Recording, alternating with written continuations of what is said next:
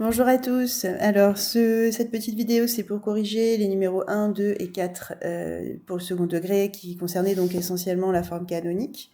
Donc, on va voir si vous aviez compris l'idée. Alors, justement, numéro 1, on vous donnait des fonctions du second degré, il fallait les écrire sous forme canonique. Alors, voyons ça. Je vais prendre une écriture fine. Voilà.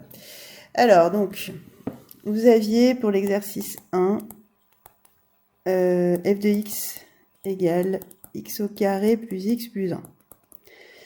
Donc, rappelez-vous, ce qu'on avait dit, c'était qu'il fallait voir déjà, fallait observer juste la partie avec les x. Déjà, c'est une première étape. Le plus 1 ne nous servira pas, on va se le traîner. Il interviendra, mais il ne va pas vraiment avoir un rôle central. Et on avait dit, cette partie-là, il faut absolument qu'on arrive à l'écrire comme le début d'une identité remarquable, enfin comme une identité remarquable en fait, qu'après on va réajuster pour que ce soit bien égal. Et je vous avais dit, en gros, l'idée, c'est de considérer là le coefficient qui est devant le x, puisque votre x carré, il vous donne automatiquement le a. A, ce sera automatiquement x, parce que a carré, ça donnera x carré. Et ensuite, je vous avais dit le signe, vous prenez le même, puisque ça qui est encadré, là, c'est justement le début d'une identité remarquable développée, a carré plus 2ab plus b carré. Et ensuite, pour que ça fasse bien 2ab avec un a qui vaut déjà x, on avait dit qu'en gros, je dois prendre la moitié du coefficient qui est présenté là devant le x. Donc ici, ça donne 1/2. Et je mets au carré. Et donc, ce qu'on a expliqué dans le cours l'autre fois, c'est que cette identité, si je la développe, ça fait x au carré, plus 2 fois x fois 1/2, donc ça, justement, ça fait 1x, plus, normalement, le b carré, qui vaut 1/2 au carré ici. Et celui-là, moi, je le veux pas, puisque dans mon encadré au départ, je ne l'avais pas. Il faut quand même que ce soit égal. Donc, je l'enlève. Voilà, c'est ça qu'on avait dit, en faisant bien attention aux parenthèses, parce que le carré va s'appliquer à tout le monde. Donc j'ai moins 1/2, le tout au carré, plus 1. Et après, c'est quasiment fini, puisque j'ai plus qu'à arranger tout ça. Donc x plus 1/2 au carré. 1/2, le tout au carré, ça fait un quart, c'est-à-dire que j'ai le carré qui s'applique en haut et en bas. Donc ça me fait moins un quart plus 1. Et donc, au final, j'ai la forme canonique, x plus 1/2 au carré. Donc moins un quart plus 1, ça fait plus 3 quarts. Et voilà. Et donc j'ai ma forme canonique que je vais encadrer en vert. Je suis même en mesure de donner le alpha et le bêta. Là, on ne vous le demandait pas, mais normalement, si vous avez bien fait votre forme canonique, vous êtes en mesure de le donner. Le plus bêta, du coup, comme vous avez plus 3 quarts, c'est que bêta est vos 3 quarts. Et le alpha, rappelez-vous, il intervient au milieu. Je vous réécris la forme canonique. C'est x moins alpha carré plus bêta. Donc, plus bêta, plus 3 quarts, bêta vaut 3 quarts, pas de souci. Et là, on fait attention au signe pour le alpha. Normalement, on est censé avoir un moins. Donc, la petite astuce, c'est de dire, pas de souci, x plus 1/2, c'est pareil que x moins 1/2. Et donc, finalement, mon alpha, il est là. C'est-à-dire que alpha vaut moins 1/2. Voilà, voilà. Donc en gros, le bêta va garder le signe de ce qui était après le carré. Et le alpha, vous prenez finalement le signe contraire à ce que vous avez à l'intérieur du carré. C'est un peu vulgarisé comme ça, mais bon, au moins on se comprend bien. Alors ensuite, vous aviez g de x. G de x, on vous donnait 3x carré moins 12x plus 21. Donc même idée, le moins 21, pardon, je le laisse en dehors de notre histoire là. J'ai du mal à faire des rectangles qui se tiennent en ce moment. Voilà. Donc, j'ai dit, je dois m'occuper que de cette partie-là. Alors, voilà. Et donc, pourquoi il me fait ça? Pardon, je me bats avec mon logiciel, c'est bon. Alors, donc 3x carré moins 12x plus 21, on avait dit que le souci, c'est le 3. Parce qu'en fait, nous, on sait bien faire avec l'identité remarquable quand il n'y a que x carré. Donc, première étape, déjà, on factorise par 3. En gros, on va sortir le a. Rappelez-vous, regardez, si on reprend l'identité, la forme canonique, j'ai bien un a devant le carré. Donc, c'est normal, je sors mon a, donc je le factorise. Et je vais avoir ici x au carré moins 4x. Et mon 21, je le garde. D'ailleurs, j'ai dit moins 21 tout à l'heure, c'est bien plus 21. Ensuite, à l'intérieur, je vais procéder comme tout à l'heure avec l'identité remarquable. Donc x, le moins qui vient du moins qui était au-dessus. Et à la place de 4, je prends la moitié, c'est-à-dire 2, au carré. Et j'enlève l'excédent. Donc le truc en trop, c'est le b carré. Et donc j'enlève moins 2 au carré. Enfin, j'enlève 2 au carré. Voilà. Et on fait attention, on ferme bien la parenthèse, parce que le 3 ne s'applique qu'à tout ça. Pas au 21 quand même. Hein. C'est déjà pas mal. Et ensuite, alors on n'est pas très loin d'avoir fini, mais il y a encore quelques étapes. Donc 2 au carré, j'ai juste remplacé 2 au carré par 4. Et ce qui me manque, c'est que moi, j'aimerais bien avoir mon bêta qui se calcule. Et là, bon, j'ai un truc compliqué à la place. Donc ce qu'on va faire, c'est comme on a fait dans l'exemple du cours. C'est-à-dire qu'on va appliquer le 3 là à l'identité remarquable et ensuite l'appliquer à l'autre partie. Pour se retrouver justement dans une écriture de forme canonique. Donc 3 fois x moins 2 au carré, là j'ai bien le a facteur de x moins alpha au carré. Et ensuite, 3 fois moins 4, ça fait moins 12, plus 21.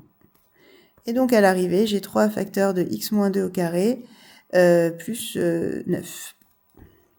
Voilà l'identité, enfin la forme canonique, pardon. La forme canonique de G.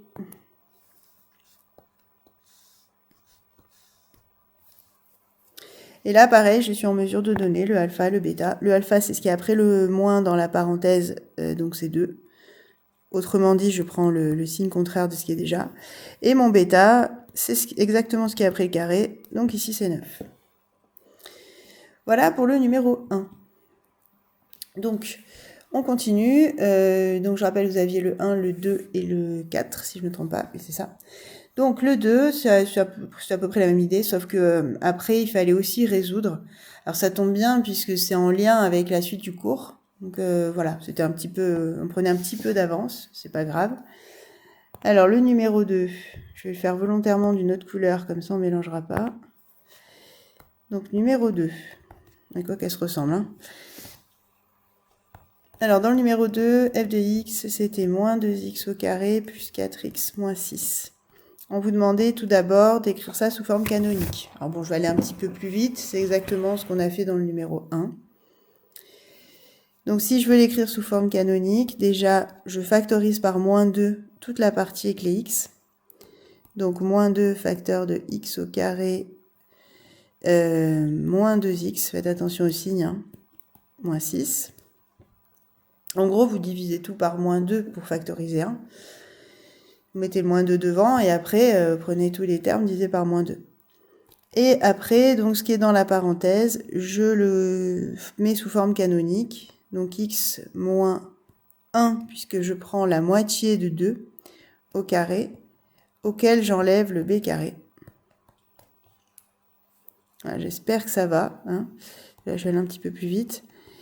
Et donc ensuite, moins 2, facteur de x moins 1 au carré moins 1, moins 6. Donc là, j'ai juste calculé 1 au carré. Maintenant, je développe mon moins 2 avec les deux parties, x moins 1 au carré. Et moins 2 fois moins 1, ça fait plus 2. Et j'ai donc comme forme canonique, moins 2 facteur de x moins 1 au carré, moins 4. Donc là aussi, je suis capable de dire c'est une forme canonique et je suis même capable de donner le alpha et le bêta. Alpha vaut 1, pardon, et bêta vaut moins 4. Donc je répète, pour le alpha, vous changez le signe du nombre qui est à l'intérieur du carré, puisqu'on veut ce qui est après le moins. Et pour le bêta, en revanche, prenez tout ce qui est derrière le carré. Ok, et ensuite, on nous demandait, en utilisant cette forme-là, cette dernière écriture, de résoudre f de x égale moins 4. Parce qu'en fait, je ne sais pas si vous avez essayé, mais si vous résolvez directement égale moins 4, c'est pas facile. Voilà, c'est pas facile parce que, sauf erreur de ma part, je suis en train de réfléchir, mais il me semble pas que vous ayez une racine évidente. Oh, peut-être, je sais plus. Si vous faites directement, il y a peut-être une racine évidente, vous pouvez vous en sortir comme dans le chapitre 1. Mais là, en tout cas, on va jouer le jeu, on nous demandait de le faire en utilisant la forme canonique. Et justement, c'est l'objet de la suite du cours. Donc, c'est intéressant. Donc on me demande de résoudre f de x égale, j'ai déjà oublié, pardon, égale moins 4. Donc là, justement, si j'utilise la forme canonique, ben, ça revient à résoudre ça. Et ben, c'est assez commode, puisque j'ai un moins 4 à gauche et un moins 4 à droite qui vont de fait s'éliminer. Donc il me reste moins 2 facteur de x moins 1 carré égale 0. Et là, ça sent plutôt bon, puisque un carré égale à 0, on sait faire. Alors, on a encore le moins 2 qui nous gêne, mais on va l'enlever sans trop de difficulté. Le moins 2, il est multiplié. Donc, si je veux l'enlever à gauche, ben, je vais tout diviser par moins 2. Donc, il va me rester x moins 1 au carré égale 0 sur moins 2. Et 0 divisé par moins 2, ben, ça fait 0. Hein. Prenez rien, vous le divisez par moins 2, il n'y a toujours rien. Et donc, finalement, je résous x moins 1 au carré égale 0. Et si on réfléchit bien, ben, quel nombre au carré vaut 0? Il y en a un seul, c'est 0. Il n'y a que 0 au carré qui fait 0. Donc, autrement dit, ben, vous pouvez dire directement x moins 1 vaut forcément 0. C'est équivalent, ça. Hein, c'est une double flèche. Et donc, x égale 1. Donc, j'ai une seule solution qui est x égale 1. Voilà. Donc, bon, ça marche assez bien. Et là, on se rend compte qu'en fait, quand on connaît la forme canonique, là, on l'a fait avec moins 4, mais ça marcherait en réalité avec n'importe quel nombre pour l'équation. Quand on connaît la forme canonique, on va être en mesure de résoudre une équation qu'on n'arrivait pas à résoudre avant. Avant, il fallait quand même en arriver à la forme factorisée pour arriver à résoudre. Enfin, en gros, trouver les racines. Et on partait à chaque fois d'une racine soit donnée, soit évidente. Enfin, il nous fallait une information. Là, vous n'aviez pas d'information, si ce n'est qu'il fallait chercher la forme canonique, mais bon, vous n'avez pas eu besoin d'informations particulières pour la trouver, cette forme canonique. Donc là, on est en train d'entrevoir que finalement, ça va fonctionner avec ça, avec cette forme-là. On va être en mesure de résoudre toutes les équations du second degré, toutes, et de façon assez méthodique. Donc ça, c'était le numéro 2. Alors maintenant, le numéro 4, c'était le même principe, ou c'était encore la même chose en fait. Hein. On vous demandait de mettre sous forme canonique, on vous aidait un petit peu, on vous faisait factoriser par 2. Ça va être du coup légèrement différent parce qu'en fait on factorise aussi la constante là dans leur exercice. Enfin l'idée est la même. Hein. Donc là on avait 2x carré plus 4x plus 8. Je vais le faire là. Alors, numéro 4. Je vais le faire en... Allez. En noir. Voilà. On l'a pas encore pris celui-là. Donc numéro 4. Donc là j'ai dit 2x carré plus 4x plus 8. Donc on vous demandait premièrement de factoriser par 2. Je vérifie simplement ma fonction et c'est ça. Bon, factoriser par 2, là c'est pas violent. Hein, donc 2 facteurs de x au carré plus 2x plus 4.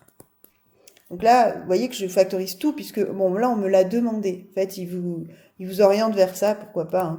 Et après on vous demande d'écrire la forme canonique. D'en déduire, donc je vais partir de ça. Bah, ça va pas changer grand chose, hein. On va faire comme d'habitude. On va considérer la partie avec les x. Donc, identité remarquable, x plus la moitié de ce qui est là comme coefficient, donc 1 au carré. J'enlève le b au carré, ça n'a pas changé. Et attention, je remets bien le plus 4. Ce qui me fait donc 2 facteurs de x plus 1 au carré, moins 1 plus 4, c'est-à-dire plus 3. Et après, il n'y a plus qu'à distribuer mon 2. Donc 2 fois le carré, plus 2 fois 3, donc 6. Et voilà ma forme canonique. Voilà qui répondait donc au numéro 4. J'espère que c'était assez clair pour vous. Au moins, j'allais dire aussi clair qu'en classe. Bon, là, vous ne pouvez pas poser des questions, donc forcément. Mais j'espère que ça s'apparente, en tout cas, avec ce que vous auriez pu comprendre si on était en classe. Vous aurez, donc je vous laisse aller voir sur Pronote la suite des exercices.